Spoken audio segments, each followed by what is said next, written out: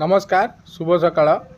आज आपण मानक एक खुशी खबर उज्ज्वला गैस साइटा वर्तमान खोली जाइए। जो माने पूर्वर एवं जो माने एबे नूतन राशन कार्ड पाई जो मानक घरे बीपीएल संजोग नाही से माने को पाई खुशी खबर। दयाकरी से माने से मानकर डॉक्यूमेंट नहीं कि उज्ज्वला गैस पाइबापी आवश्यक डॉक्यूमेंट नहीं कि जनसेवा केंद्र सहित जोगाजोग करंतु।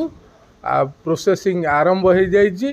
आपण मानकु खूब शीघ्र जदि आपण माने उज्ज्वला गैस पाइबारु वंचित होइचंदी तेबे आपण माने एही उज्ज्वला गैस आपण माने पाई परिबे।